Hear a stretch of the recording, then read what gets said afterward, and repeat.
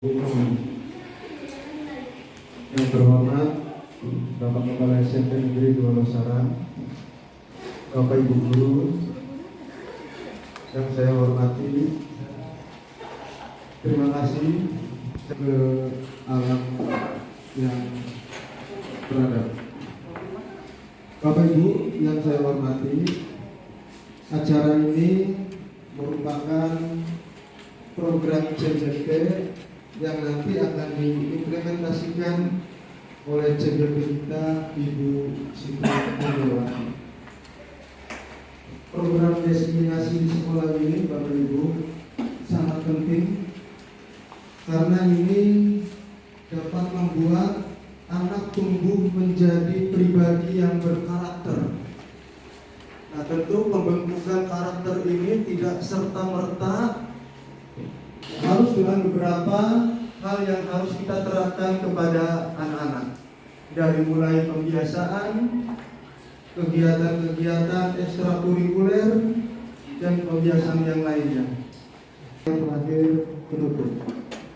Baiklah Bapak Ibu, untuk mengawali acara kita, pembukaan kita awali dengan bacaan basmalah.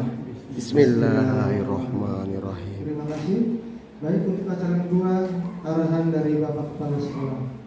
Pada beliau dipersilakan.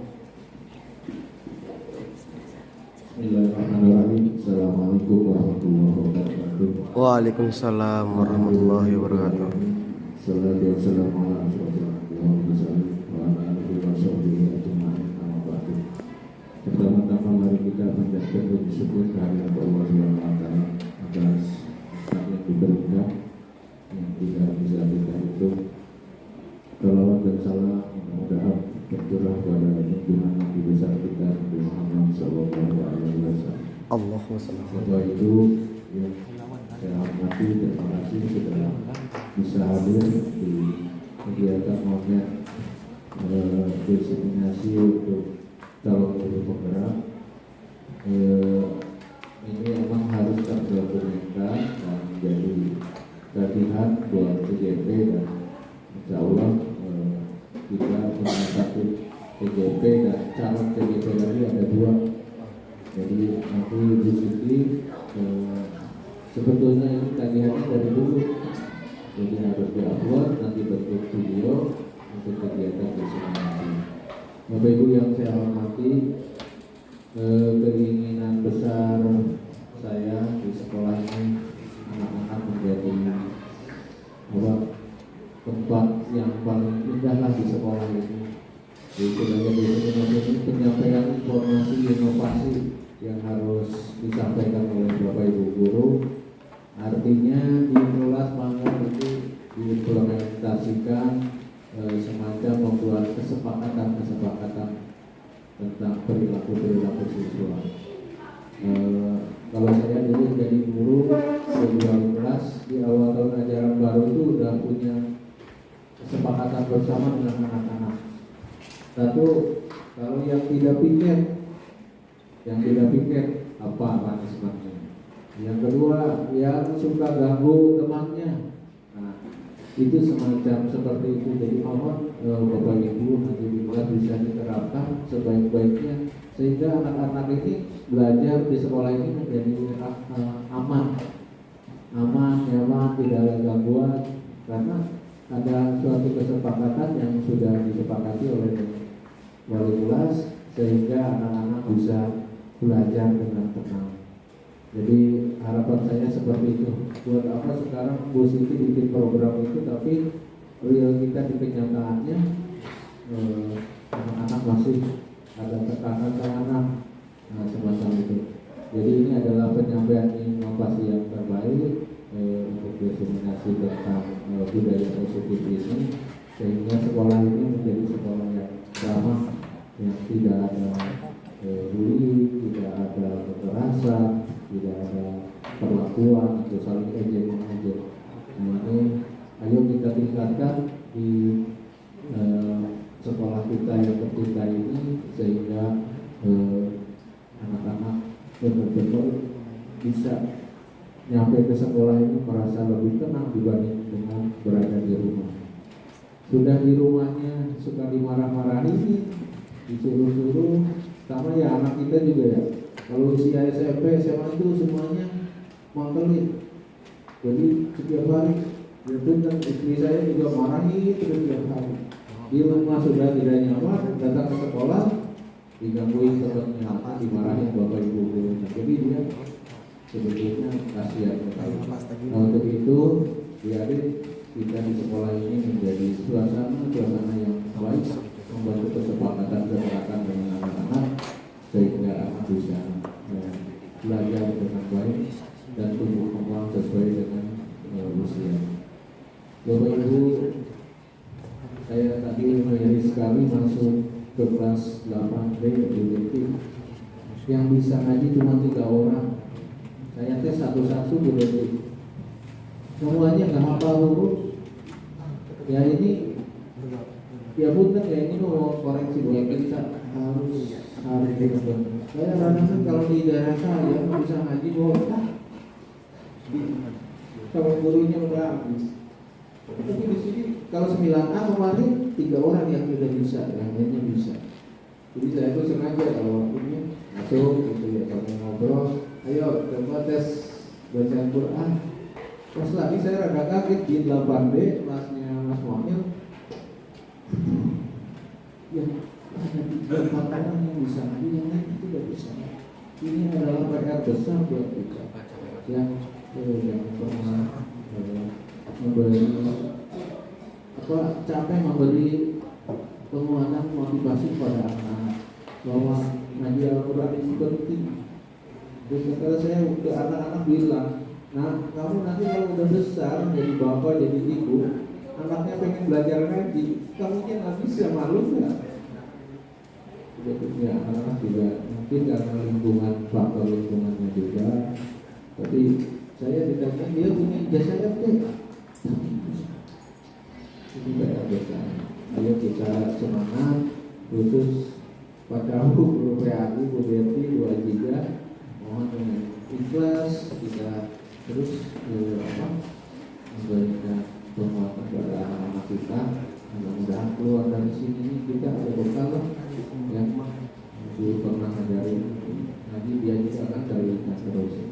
Jadi harapan saya Bu Siti, terima kasih sudah memberikan momen apa ini untuk insya Allah Bu Siti juga harus actionnya yang paling berat, bukan hanya menyampaikan program hanya sebatas kewajiban, tapi action di lapangannya juga cuma satu, dia diterapkan ya, programnya bagus, main yang enak, tapi kurang motivasinya saat di lapangan ya karena buat apa? Dengan tingginya juga bagus, di kelasnya juga bisa terus dikontrol terus. Ya, bukan berarti kita rewel sama teman-teman, bukan. Kita supaya sekolah ini menjadi budaya yang baik. Terima kasih, itu saja sambutan awal dari saya. Semoga pelaksanaan kegiatan ini bisa dicerna dengan baik dan teman-teman bisa menjalankan di kelas masing-masing. Terima kasih. Assalamualaikum warahmatullahi wabarakatuh.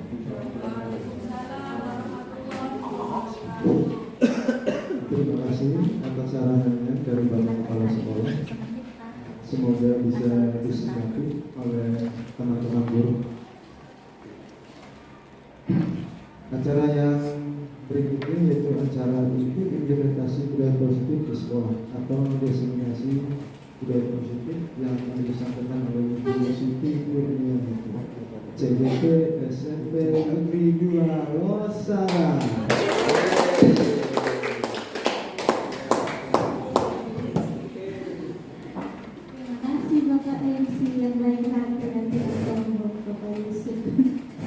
Assalamualaikum warahmatullahi wabarakatuh. Waalaikumsalam warahmatullahi wabarakatuh. Sebelumnya saya mengucapkan banyak terima kasih kepada Bapak dan Ibu guru serta staf tata usaha SMP Negeri 2 Sarang yang telah meluangkan waktunya sebentar saja ya Bapak Ibu, sekitar mungkin 60 menit atau 1 jam untuk pembebasan kebetulan saya ini adalah selaku CGP Angkatan 9 yang mewakili ya dari SMP Negeri 2 Saragan. Mungkin saja ya ini juga dapat dijadikan motivasi bagi Bapak dan Ibu semuanya untuk mendaftar CGP Angkatan 11 yang saat ini sedang dibuka. Dan untuk Pak Jenal dan Ibu Cucu yang mendaftar Angkatan 10, semoga lolos ya. Nanti karena CGP ini Bapak Ibu adalah agen perubahan di dunia pendidikan, khususnya di sekolahnya masing-masing gitu. Jadi kalau CGP itu harus bisa membawa perubahan, ada inovasi-inovasinya. Kemudian itu yang tadi Bapak Kepala Sekolah bilang bahwa harus berbeda. Kalau CGP itu harus berbeda Bapak Ibu dari guru-guru yang bukan CGP. Karena tadi sudah saya bilang bahwa CGP itu adalah agen perubahan di sekolah. Baiklah, ini saya langsung jelaskan saja, yaitu tentang diseminasi budaya positif. Mungkin dari Bapak Ibu semuanya mungkin baru mendengar kalimat tentang diseminasi, atau juga mungkin sudah tahu kalimat diseminasi. Diseminasi ini adalah berbagi informasi ya, atau juga berdiskusi tentang yang kita bahas pada saat ini adalah tentang budaya positif. Budaya positif mungkin ada yang sudah tahu, waktu itu CGP Angkatan 4 Pak Utomo ya sudah menjelaskan tentang budaya positif. Budaya positif adalah apa Bapak Ibu? Keyakinan atau nilai-nilai universal yang dilakukan di sekolah. Yaitu adalah keyakinan atau nilai-nilai kebajikan. Jadi hal-hal yang baik-baik yang akan diterapkan di sekolah. Siapa objeknya? Objeknya adalah siswa. Objeknya adalah siswa. Ya.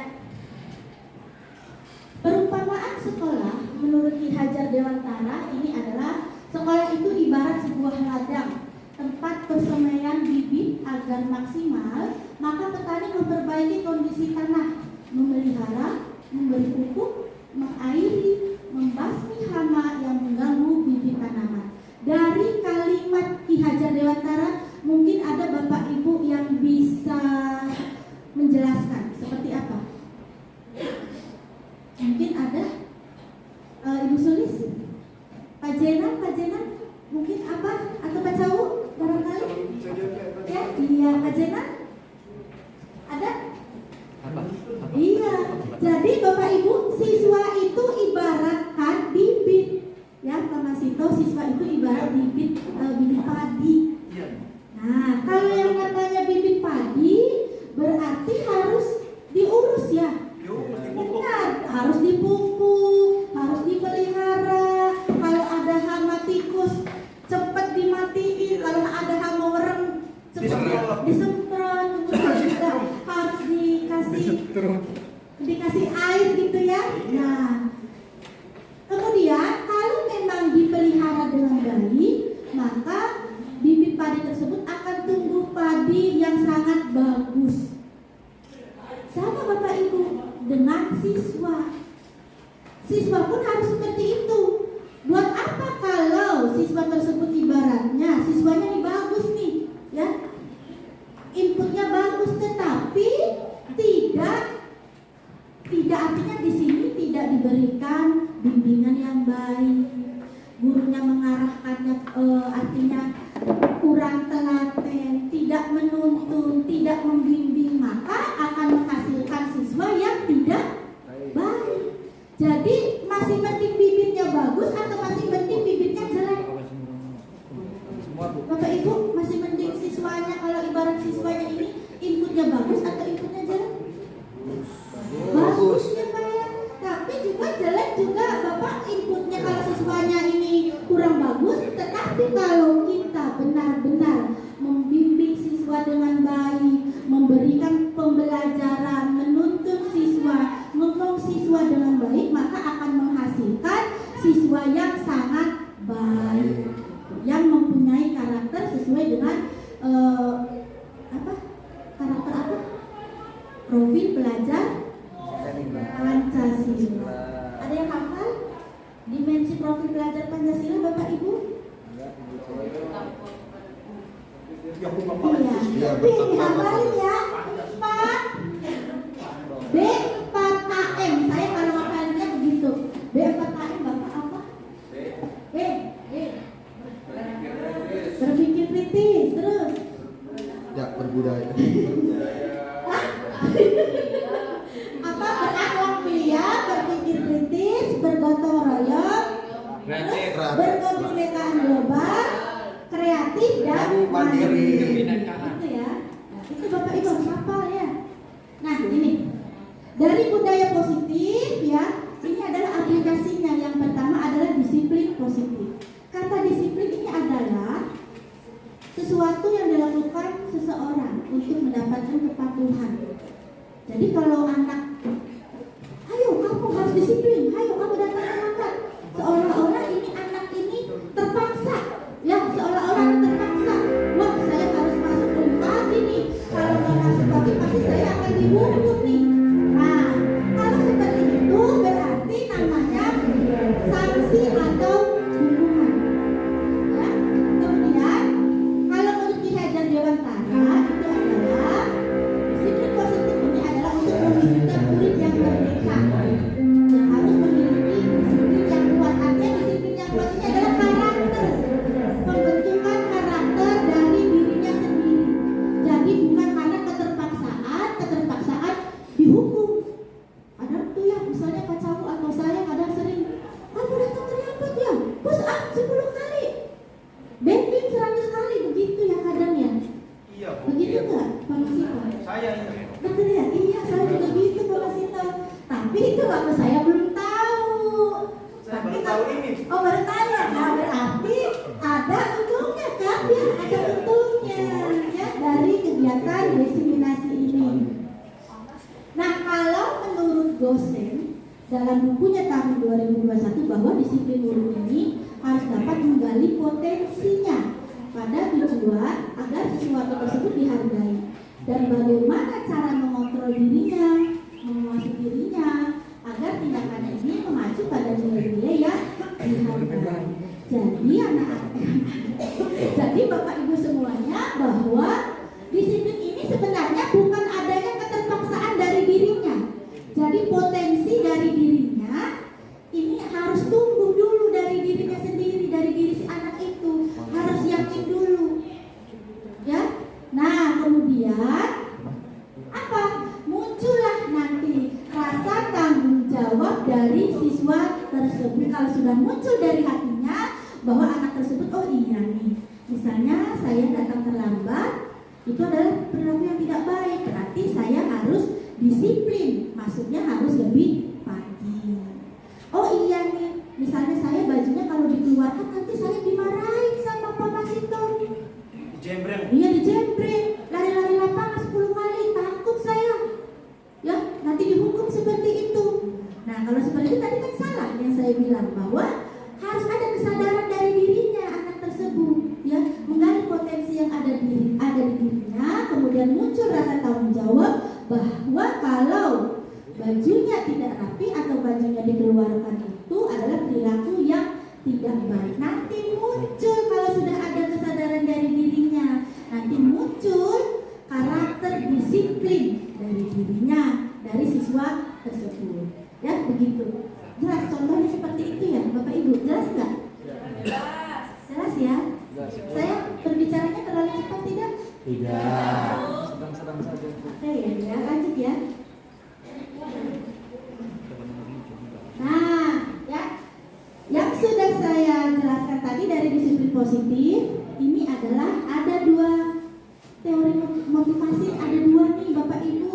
Yang pertama adalah motivasi intrinsik.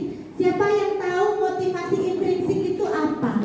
Oke, Pak Masito, bagus. Motivasi yang ada pada dirinya sendiri. Iya, betul. Beri tepuk tangan Bapak Ibu.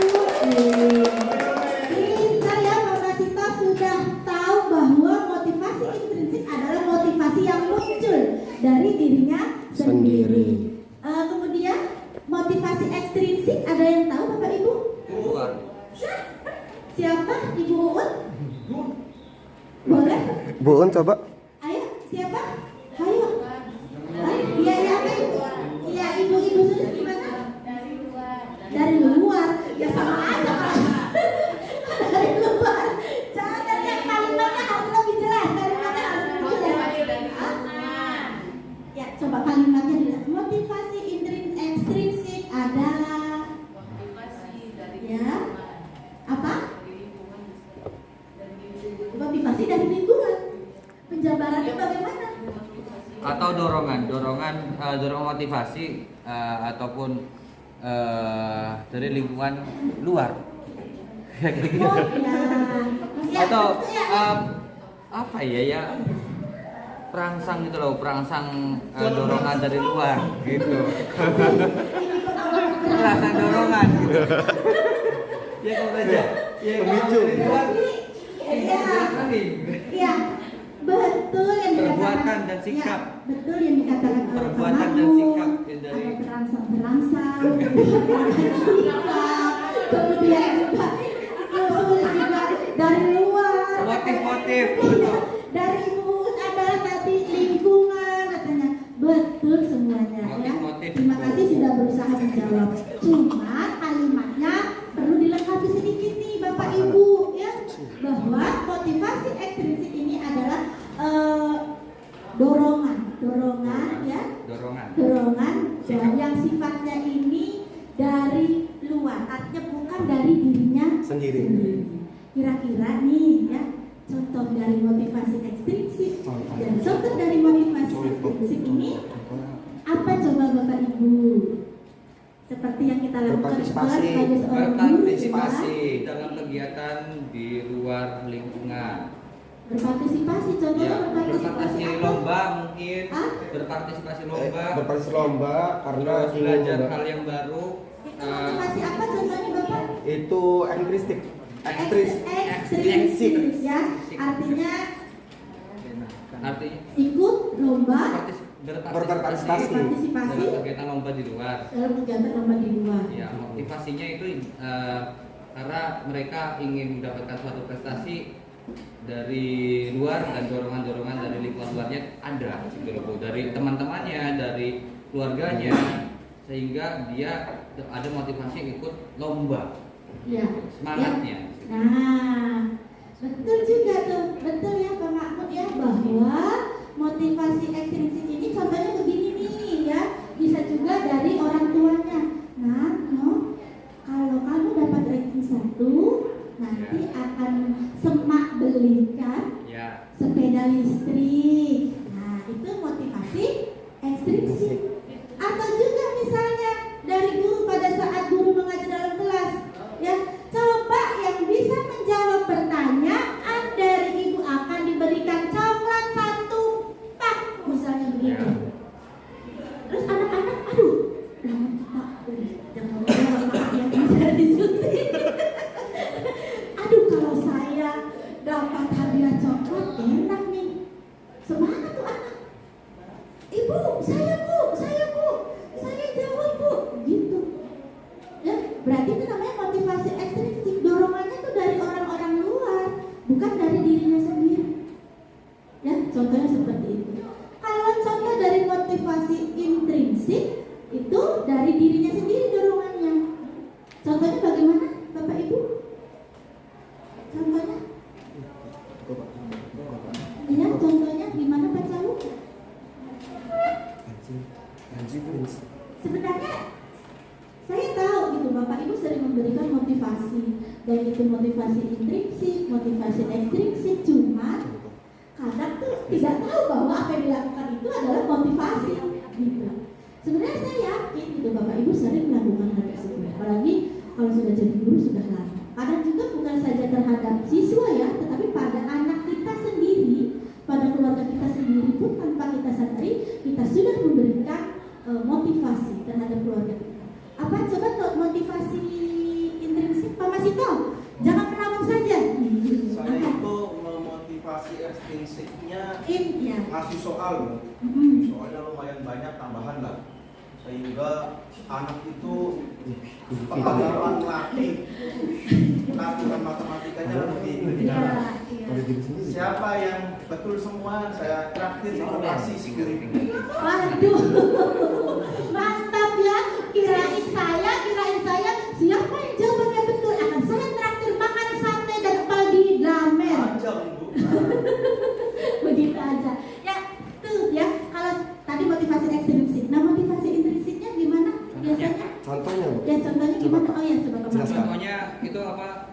Peserta didik melakukan aktivitas belajarnya itu sesuai dengan keinginan sendiri tanpa ada dorongan dari orang lain. Iya. Jadi motivasi dari diri sendiri. Timbul Ya, individu. harus ada dari dirinya sendiri. Iya, individu. Misal ya, saya nih harus rajin belajar nih, karena saya punya cita-cita misalnya menjadi dokter. Full searching. Itu harus seperti itu. Saya nih nggak mau mengecewakan orang tua saya kalau saya sekolahnya nggak benar nih. Saya harus rajin belajar dan rajin masuk sekolah. Tekadnya kuat. Ya, dari dalam hatinya niatnya kuat. Itu adalah motivasi intrinsik. Nah, menurut Bapak Ibu, ya, dari motivasi intrinsik dan motivasi ekstrinsik mana sih yang lebih baik? Semuanya. Dua-duanya. Yang lebih baik mana? Dua-duanya. Dua-duanya kata Pak Makmur. Oke, kata kelompok sini dari Bu Sulis, Bu Vika, Bu Tari. Mana? Coba yang mana? Yang dari kelompoknya Pak Karsana Intrinsik. motivasi intrinsik. Dari kelompoknya Pak Mail motivasi dua-duanya. Dari kelompoknya Ibu Sulis apa? Hah? Siapa? Yang mana? Iya. Yang mana masuk ke sama? Tidak punya jawaban semua. Yang mana coba? Dua-duanya. Menurut penelitian ya, yang paling baik dan paling bagus itu adalah motivasi intrinsik. Sebenarnya sebanyak-banyaknya kasih tahu. Kenapa seperti itu? Karena kalau misalnya nih tadi kita contohkan Ibu Tari masuk kelas, anak-anak kalau yang dapat nilai, anak-anak kalau yang bisa menjawab pertanyaan dari Ibu akan Ibu kasih coklat. Misalnya, anak-anak kan semangat. Terus pada saat masuk lagi Ibu Tari, anak-anak yang bisa jawab pertanyaan dari Ibu, coba ayo, kamu kasih Ibu anak coklat. Dan begitu. Iya sih. Iya kan? Iya sih. Nah, jadi anak-anak ya maaf. Biasa ya ya. Ya, jadi Bapak dan Ibu semuanya bahwa motivasi ekstrinsik itu kurang baik dilakukan. Karena nanti apa? Akan cenderung anak ini untuk melakukan sesuatu itu karena ada iming-imingan atau imbalan atau bentuk penghargaan. Kalau nggak ada iming-imingan hadiah, tidak ada imbalan, anak tersebut pasti tidak akan termotivasi. Jadi yang utama adalah harus dari hatinya. Itu namanya motivasi intrinsik. Alasannya, seseorang melakukan perilaku motivasi yang pertama menghindari ketidaknyamanan. Kemudian juga mendapatkan imbalan tadi yang sudah saya jelaskan. Kemudian juga untuk menjadi orang yang mereka inginkan dan menghargai diri sendiri dengan nilai-nilai yang mereka percaya. Anak-anak tadi yang dari contoh-contoh kasus motivasi, dari ketiga alasan ini, mana alasan yang terbaik? Mana? Nomor 3 Bu. Nomor 3. Betul, Pak Cawu hebat. Beri tepuk tangan Bapak Ibu. Pak Cawu.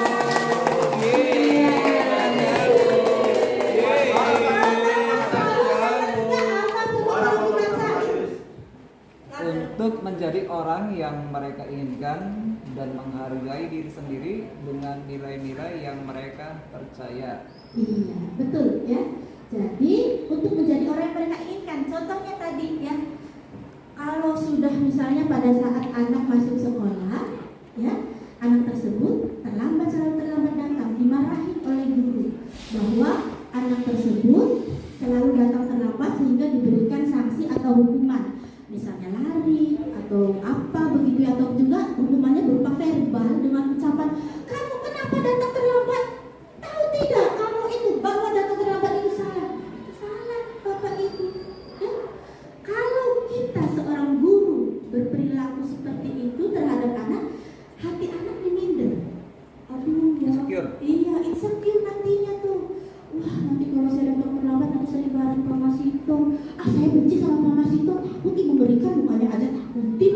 Nah, Faktanya memang gitu. gitu. Jadi muncul rasa-rasa seperti itu. Nanti timbul anak nggak mau masuk sekolah ya begitu. Ya, Pak. betul. Ya, Ya faktanya memang itu Pak Masito, Pak. seperti itu. Ya. Jadi kalau memang disiplin atau motivasi itu kadang pengen apa yang orang inginkan tuh kita laksanakan, ya. Kemudian juga menghargai diri sendiri bahwa oh ya kalau saya masuknya lebih pagi, saya bangga dong. Oh saya sudah masuk pagi, senang. Berarti kan menghargai dirinya sendiri, ya. Dengan nilai-nilai yang mereka percaya bahwa dengan masuk pagi saya akan menjadi anak yang lebih baik, dengan menjadi karakter anak yang bertanggung jawab, dengan menjadi seorang anak yang mempunyai karakter yang mandiri. Itu nanti akan muncul seperti itu. Ya, next ya. Nah, tadi motivasi.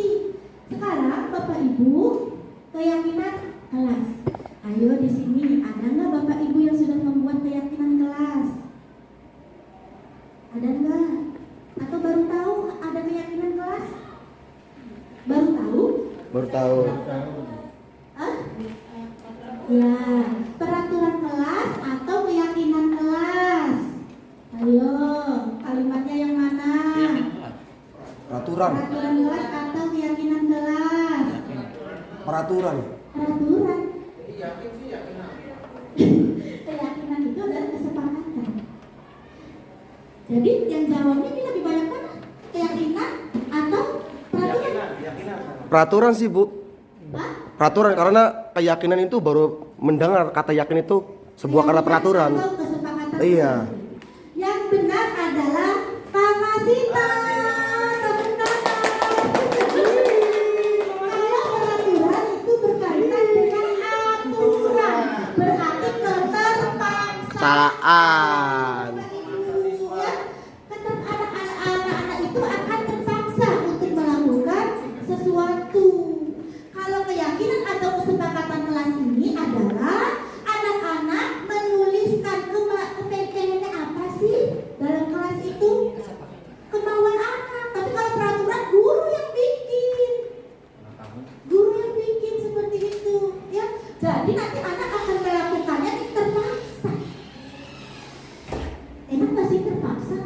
Enggak enak. Nggak enak ya. Nah ya, nih, oke ya.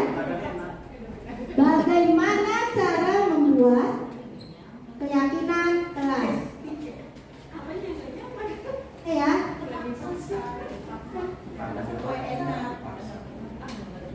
Ada berapa yang like?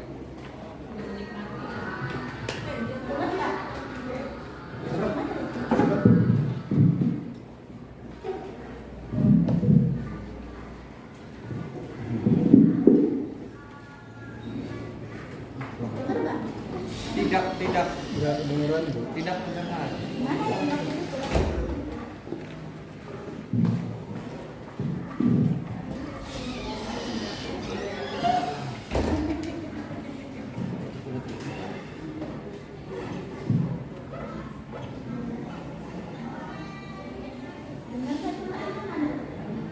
Lagi diambilkan speaker.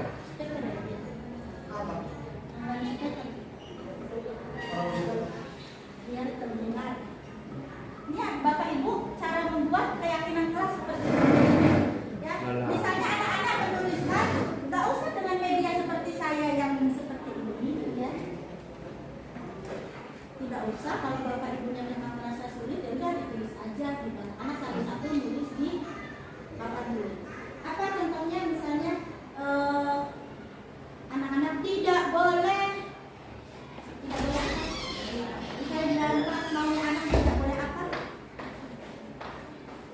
boleh berbicara saat ada kerumunan. Tidak boleh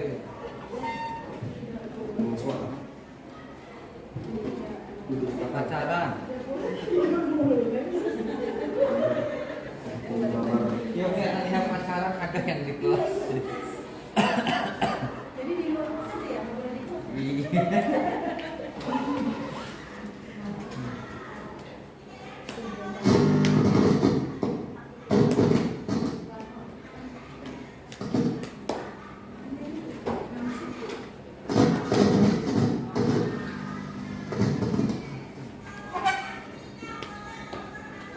Tuh, kalau kalimat yang tidak boleh ngobrol, kita jadikan kalimat positif. Apa kalau kalimat positifnya? Tidak boleh ngobrol, misalnya tidak membuang sampah sembarangan. Apa coba maksudnya? Buang sampah pada sembarangan. Ah? Berarti ya, tidak boleh makan di kelas, tidak boleh membuang sampah sembarangan. Berarti jadikan kalimat positif untuk Wah, rusak. Oh, aku ini Bayar. Bisa karaokean. untuk ininya Ya apa? wis gak. Untuk ininya apa? Bisa Coba kalimat karaoke. positifnya. Wis gak mau dulu. Bisa nggak? Bisa. Jadi Bapak Ibu kalimat positifnya apa? Tidak boleh Tadi tidak boleh makan di kelas, tidak boleh membuang sampah sembarangan di kelas. Kalimat positifnya apa? boleh makan di luar kelas. Berarti jadi kan kalimat Iya. positif jangan Tidak boleh, jangan, boleh jangan makan di luar keyakinan kelas. kelasnya tulisan nanti keyakinan kelasnya dan kesepakatan kelasnya adalah tidak boleh makan di kelas, tidak boleh membuang sampah sembarangan di dalam kelas. Kalimat positifnya adalah menjaga kebersihan kelas. Kelas tuh. Nah, kemudian tadi ya, tidak boleh apa lagi? Contohnya keyakinan kesepakatan kelas keyakinan kelas apa? Kalimatnya Ngobrol di kelas. tidak boleh bergurau dalam Iya. kelas saat belajar. Tidak boleh berisik saat belajar. Berarti kalimat positifnya apa? Menjaga menjaga ketertiban kelas. Ya, boleh Belajar. menjaga ketertiban kelas atau juga fokus ya, atau konsentrasi saat belajar di dalam kelas. Begitu ya. Nah, siapa yang mengungkapkan keyakinan kelas? Ini adalah kemauan anak, Bapak Ibu. Makanya saya bilang bahwa bukan peraturan kelas. Kalau peraturan kelas ini adalah guru yang membuat. Anak mau tidak mau harus mau. Ya. Nah, berarti kalau kesepakatan kelas ini anak-anak yang bikin. Kemudian nanti setelah itu dibuat kalimatnya adalah kalimat positif, ya. Kemudian setelah jadi kalimat positif dibacakan kembali. Tuh, dibacakan kembali di dalam kelas dan anak-anak bisa juga menuliskannya di buku, ibu, atau juga kita bikin setelah jadi kesepakatan kelasnya kita buat seperti ini ya, dipasang di dalam kelas. Waktu pelaksanaannya biasanya awal semester. Jadi bagaimana ibu kalau ada yang melanggar dari keyakinan kelas atau kesepakatan kelas? Bagaimana? Bagaimana? Ayo. Iya, gimana ayo? Hah? Diberi sanksi katanya. Tadi bahwa sanksi dan hukuman itu terhadap anak tidak Boleh. boleh. Begitu. Jadi gimana kalau ada anak yang melanggar? Ayo.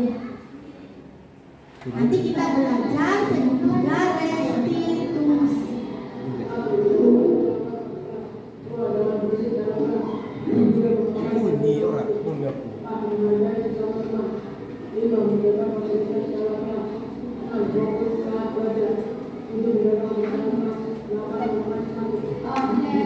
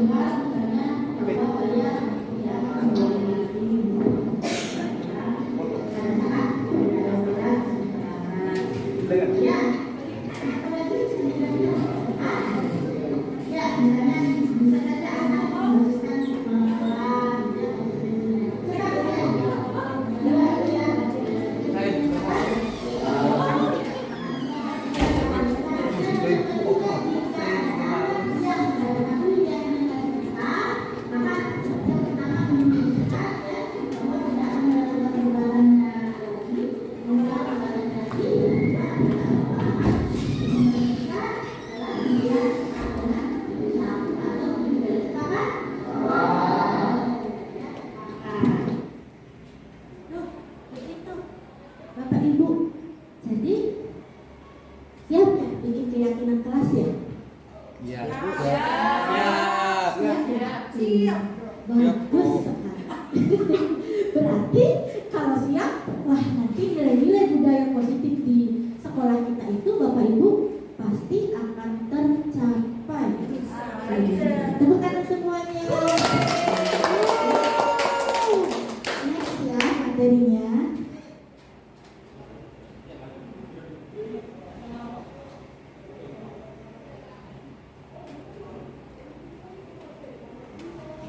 Nah, ini ada keyakinan kelas.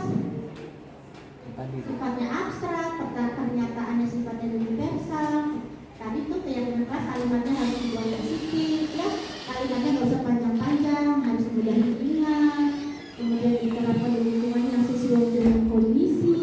Kemudian seluruh siswa berpendapat, ya. Kemudian menjelaskan keyakinan kelas yang sudah disepakati. Oke.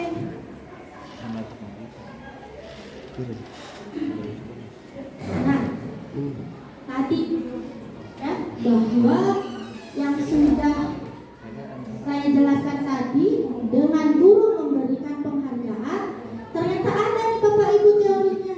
Yang pertama adalah memberikan pengaruh jangka panjang atau jangka pendek.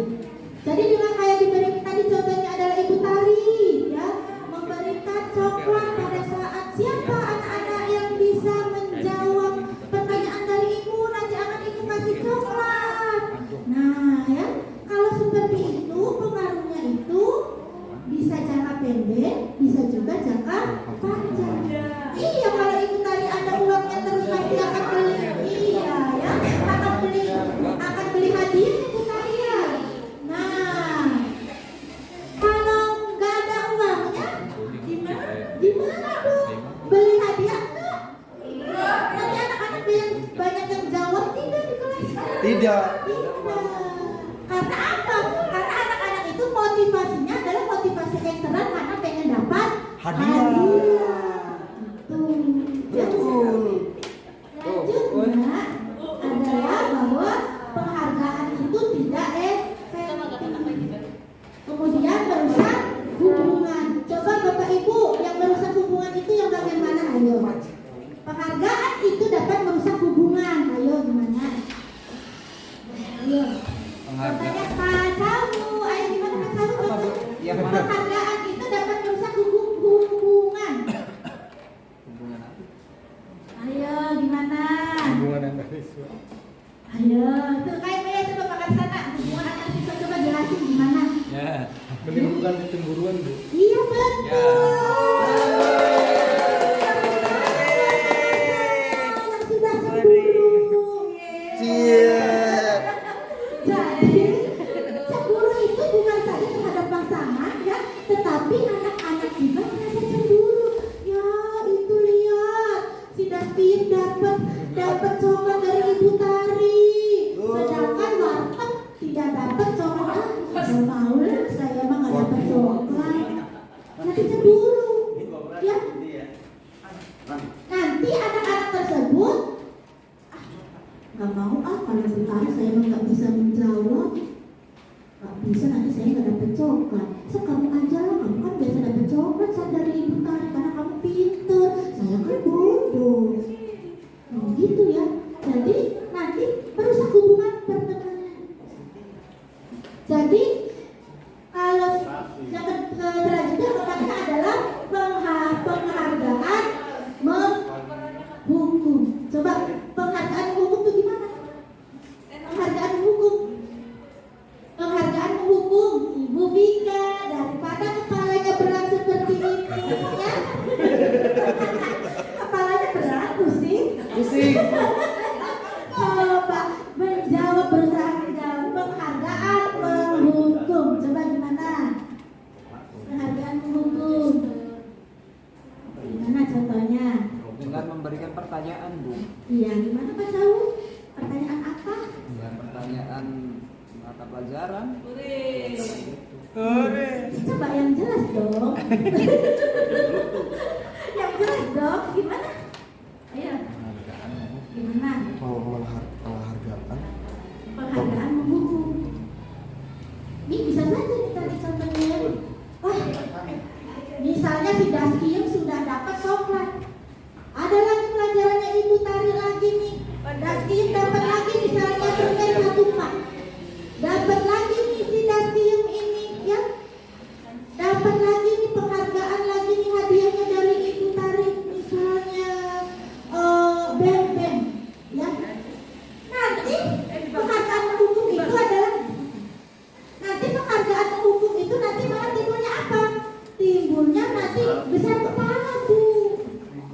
Jadi artinya sombong si anak tersebut. Apakah sombong ini termasuk karakter sesuai dengan profil pelajar Pancasila, Bapak Ibu?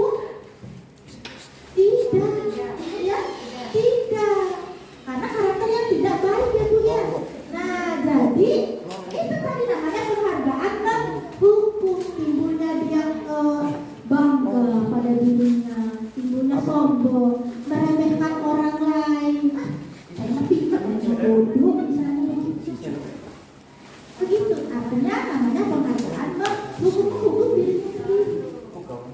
Ya, seperti itu. Bapak Ibu, saya dinikmati ya. Selanjutnya adalah kebutuhan dasar manusia. Sebelum kita menghukum anak, memberikan sanksi anak, memberikan solusi, kita harus tahu kebutuhan dasar dari murid kita. Kita harus tahu dulu Bapak Ibu ya. Ya, yang pertama kita harus tahu nih kebutuhan bertahan hidup, kebutuhan akan kasih sayang, kebutuhan akan penguasaan, kebutuhan akan kebebasan, dan juga kebutuhan akan kesenangan. Semua siswa pasti mempunyai kebutuhan dasar ini. Jangan sampai kalau ada anak yang melakukan perilaku yang tidak baik langsung kita, kamu kenapa datang terlambat? Bapak Ibu langsung memarahi. Coba bending, push up, atau lari lapangan 10 kali. Bapak Ibu tidak tahu bahwa anak tersebut itu kenapa sih dia masuknya terlambat? Apa yang anak tersebut inginkan? Ataukah ada kebutuhan-kebutuhan dari dirinya sendiri yang tidak terpenuhi? Kita harus tahu Bapak Ibu kebutuhannya. Bisa saja anak tersebut masuknya terlambat karena memang anak tersebut ini kurang kasih sayang dari orang tuanya. Misalnya orang tuanya jadi TKW, dia tinggalnya sama neneknya, begitu. Atau juga bisa saja anak tersebut ini adalah tadi misalnya bertahan hidup, untuk hidupnya aja dia susah. Dia misalnya pulang sekolah bekerja di bengkel atau juga bekerja dagangan apa begitu, sehingga dia masuknya terlambat, bangunnya kesiangan. Jadi kalau ada anak yang tadi ya misalnya contohnya yang saya contohkan datang terlambat, kita jangan langsung menghukumnya. Kita harus tahu dulu alasannya itu apa sih, karena setiap anak, setiap manusia ada kebutuhan dasarnya ya, dari kebutuhan dasar manusia. Dengarkan baik-baik. Nah, ya. Selanjutnya adalah posisi kontrol guru. Nah, ya, posisi kontrol guru ada 5. Yang pertama adalah posisi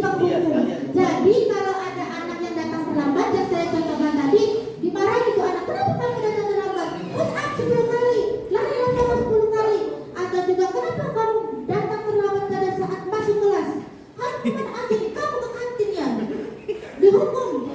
Sudah backing. Nah itu namanya posisi guru sebagai penghukum. Baik tidak seperti itu Bapak Ibu? Tidak baik. Yang kedua adalah posisi guru membuat merasa bersalah. Contohnya bagaimana nih? Posisi guru membuat rasa bersalah. Ayo, posisi guru membuat rasa bersalah bagaimana contohnya? Ayo. Bersalah. Membuat rasa bersalah. Ayo gimana? Saat memarahi, Iya. memukul, Hah? menghukum, saat Tadi kan memukul. menghukum. Iya, posisi guru menghukum. Ayo, coba. Posisi guru membuat merasa Membuat bersalah. merasa bersalah. Guru sering bawa makhluk. Juga gue makhluk sih. Makhluk Contohnya adalah apa? Contohnya ayo, contohnya apa? Ibu Ibu tahu? Ketika guru telat masuk kelas itu Merasa bersalah. Siswa. Ini kita contohnya ini adalah posisi kontrol guru. Jadi ke siswa, objeknya siswa. Ini posisi guru. Apa? Saat guru memarahi siswa atau Saat Aku guru dikit tidak sebelum. bisa menilai secara objektif ke siswa, secara universal ke siswa. Mungkin guru tidak bisa memahami karakter siswa yang belajar, karakter siswa didiknya di kelasnya. Itu mungkin menimbulkan rasa bersalah. Gimana sih? Diingatkan pada saat kesepakatan. Jadi saat jam masuk, jadi guru tersebut tidak bisa memahami karakter siswanya di kelas, sehingga menimbulkan rasa bersalah terhadap siswa. Ya, pembuat merasa bersalah ini mendoktrin anak. Oh. Itu maksudnya, Mas. Doktrin Iya, itu. maksudnya itu. Tahu tidak sih? Salah kamu tuh. Oh iya, secara tidak langsung ya Bu ya. Mendoktrin ya. Kamu itu. Membanding-bandingkan sih. Belaku apa sih kamu tuh? Si anak tuh jadi ya Allah, rasa salah di hatinya. Tertekan. Ada yang Selanjutnya adalah posisi guru sebagai teman. Memposisikan guru ini sebagai teman. Jadi ya kayak teman aja sama anak. Kalau anak tersebut berbuat salah, seperti kayak teman. Kalau tinggal kita teman. Kemudian posisi guru yang keempatnya adalah monitor, memantau. Jadi kalau ada anak yang berbuat salah, ya kayak pengawas aja gitu, dipantau aja. Terus udah dikasih tahu. Kayak Pak Makmun. Ya dikasih tahu juga. Yang selanjutnya adalah posisi guru sebagai manajer. Nah sebagai manajer ini sebagai pemimpin inilah yang harus diterapkan. Jadi dari 5 posisi ini yang paling bagus adalah posisi manajer. Ya sebagai posisi manajer. Di apa? Nanti ada cara-caranya dengan segitiga institusi. Ya. kita mau minumin untuk tulis. Ya, saya pertanyaan. Ada pertanyaan nggak Bu? Oke, nih ya. Jadi Bapak Ibu dengan posisi kontrol guru tadi, bagaimana jika anak yang melakukan kesalahan, maka kita menerapkannya adalah dengan segitiga restitusi, yaitu dengan posisi guru sebagai manajer. Yang pertama adalah menstabilkan identitas. Tujuannya adalah mengubah identitas anak dari yang gagal karena melakukan kesalahan. Nah, segitiga restitusi ini adalah upaya guru untuk membuat anak itu belajar dari kesalahannya dan mengevaluasi kesalahannya agar terbentuk dalam dirinya ini karakter yang lebih kuat. Jadi anak belajar sendiri Bu, ya. Oh ya saya ini salah. Apa yang saya lakukan itu salah. Jadi bukan guru yang memarahi anak bahwa anak itu salah, ya. Tapi anak belajar dari kesalahannya. Nanti penerapannya dengan segitiga restitusi. Menstabilkan identitas. Apa pertanyaannya? Misalnya menstabilkan identitas. Misalnya ada anak dan diam. Kamu tahu tidak kamu melakukan apa? Iya Bu, saya salah. Apa yang telah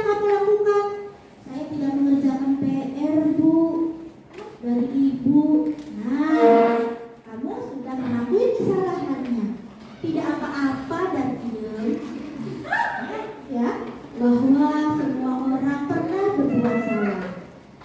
Jadi itu namanya menstabilkan identitas. Bukannya malah kita guru dan diam, kamu itu salah loh. Gak pernah kamu itu kayak gitu tuh. Salah begitu. Ya. Jadi distabilkan dulu identitasnya bahwa semua orang pernah berbuat kesalahan. Si anak kan kalau sudah diaduk-aduk dengan kalimat seperti itu, oh iya saya nggak disalahin loh. Itu namanya menstabilkan identitas. Selanjutnya adalah validasi tindakan yang salah. Ditanyakan, Dardian, tadi kamu tidak mengerjakan PR dari ibu. Kenapa sih Dardian nggak ngerjain PR? Dicari tahu alasannya. Itu Bu, saya habisnya nonton ini Bu, nonton bola sampai malam. Tidurnya aja jam 1 siang, jam 1 malam. Ya, jadi saya bangunnya kesiangan Bu. Tuh, tahu kan alasannya? Oh, namanya validasi tindakan yang salah.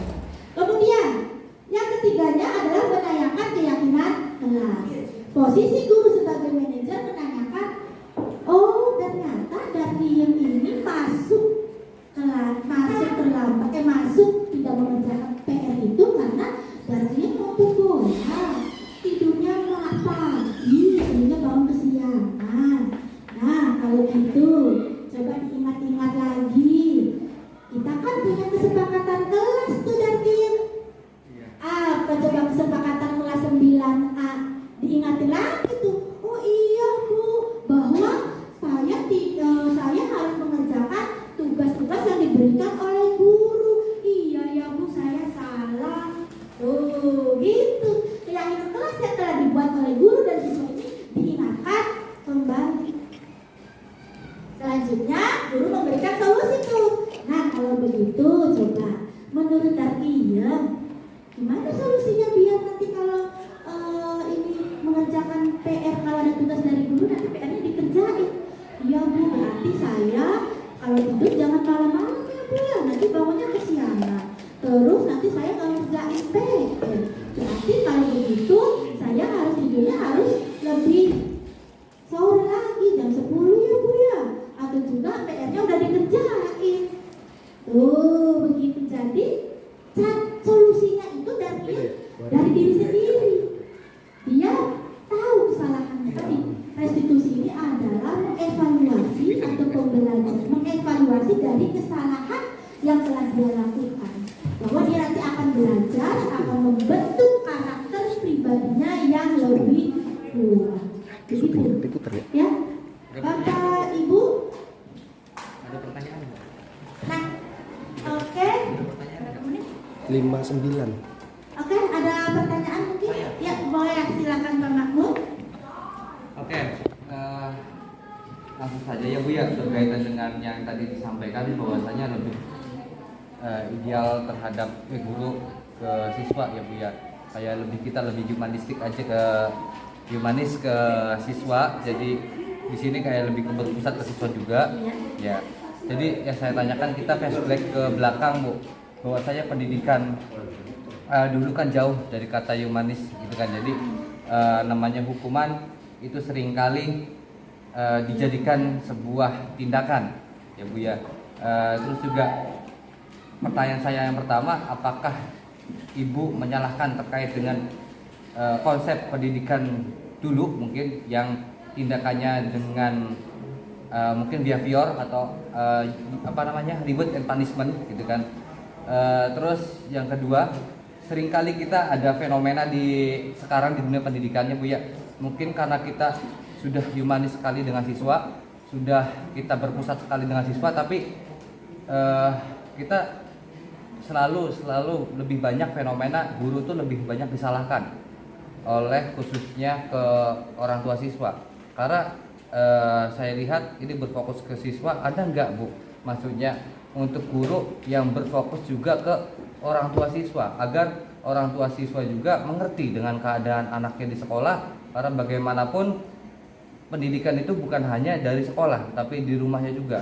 Jadi saya sering banget berita ada namanya guru di penjara, ada namanya guru diskriminasi lain sebagainya dengan orang tuanya itu tidak lain hanya sebuah teguran, bukan dari fisik, bukan teguran fisik tapi teguran lisan, dan itu menurut saya masih kategori sedang-sedang saja, artinya masih bisa ditoleran oleh orang tua siswa. Tapi sekarang terjadi banyaknya seperti itu. Jadi kayak kita guru-guru ada rasa ketakutan, Bu, terkait dengan treatment ke siswa. Itu pandangan Ibu bagaimana? Yang pertanyaan saya itu. Ya, udah itu aja. Coba Bapak Ibu dari pertanyaannya Pak Mahmud tadi yang pertama, dengan pembelajaran guru yang diterapkan yang metode dulu ada punishment, ada reward, ya itu disalahkan tidak sih? Karena kalau sekarang itu perasaan pembelajaran guru ini kepada siswa ini ya, pembelajaran terhadap siswa ini lebih humanis, ya? Lebih humanis, lebih humor, pendekatan, lebih tidak boleh ada kasar-kasar, baik itu secara verbal atau secara fisik, ya. Nah, coba Bapak Ibu, menurut Bapak Ibu gimana tuh? Ada yang bisa mau jawab? Ada yang bisa mau jawab enggak? Ayo,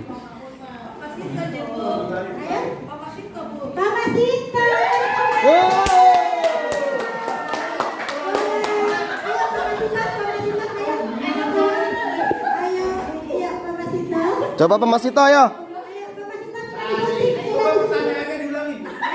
Pembelajaran metode yang dulu adanya punishment, adanya hukuman, adanya reward atau penghargaan. Menurut Pak Masito disalahkan enggak sih? Karena pembelajaran yang metode dulu dan yang sekarang itu beda. Kalau sekarang itu pembelajarannya berorientasi pada siswa, humanis, ngomong, bimbing. Tidak ada tuh, nggak boleh hukuman. Bahkan penghargaan pun reward ya nggak boleh tuh ya tadi ya. Nah, gimana tuh Pak Masito? Menurut saya Nggak boleh makan Pak Masito. Biasanya disimpan dulu dong. Ya, gimana? dengan perkembangan teknologi informasi yang sekarang dan perkembangan dunia pendidikan, dengan itu kita juga guru juga mulai mengetahui bahwa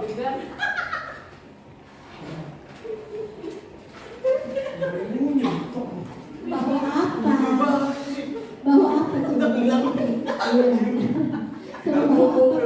Iya itu lagi di syuting ya, astagfirullah. Bahwa apa? ya dengan itu Coba Ibu Deti diam. Ini masalahnya lagi syuting ya.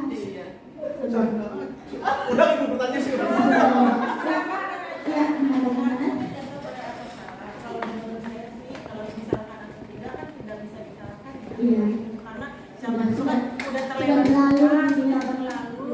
Jadi dan buktinya sampai sekarang tidak pernah ada muncul hal-hal kayak protes atau apa kayak dulu nggak ada. Jadi ya tidak disalahkan juga karena udah terlewat juga. Itu aja.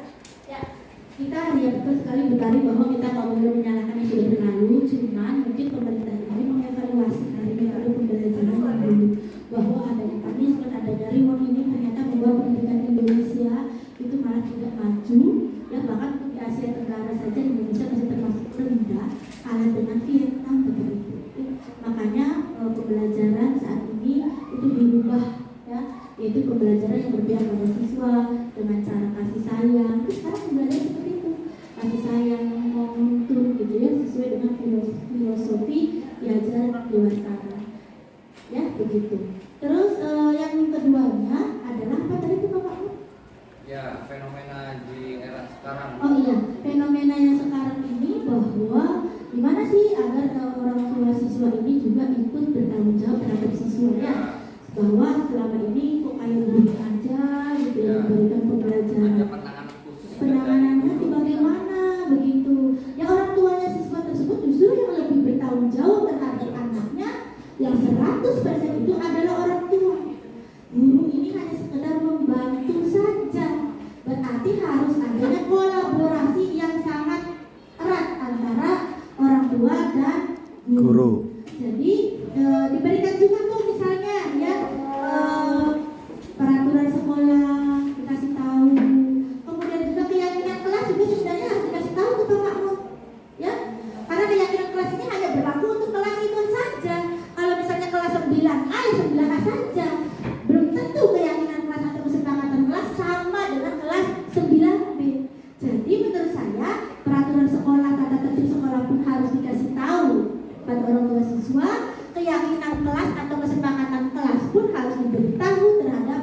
orang tua siswanya. Jadi biar ada kesadaran dari orang tua siswanya sendiri untuk lebih memperhatikan putra putrinya. Kalaupun memang sudah tidak bisa ditangani oleh pihak sekolah sudah menerapkan berbagai tindakan dengan misalnya salah satu dengan segitiga restitusi, tetapi sudah tidak bisa, maka boleh meminta bantuan pihak ketiga, bisa ke psikolog gitu ya, bisa juga orang lain. Tapi misalnya masih tidak bisa, maka pihak sekolah boleh mengembalikan siswa tersebut terhadap orang tuanya. Begitu Bapak Ibu? Sudah cukup? Terima kasih ya Bapak dan Ibu. Untuk kedepannya semoga kegiatan budaya positif di sekolah kita ini dapat diimplementasikan, tentunya dengan kerjasama ya atau kolaborasi yang kuat antara seluruh warga SMP Negeri 2 Losara. Program ini tidak akan berjalan dengan baik tanpa adanya kolaborasi dari Bapak dan Ibu semuanya, karena tentunya Bapak dan Ibu menginginkan mempunyai peserta didik atau siswa-siswa kita mempunyai karakter yang kuat, karakter yang baik, yang nanti anak tersebut saat keluar dari sekolah kita bisa menjadi anak yang lebih baik lagi. Begitu saja Bapak Ibu ya. Wassalamualaikum warahmatullahi wabarakatuh.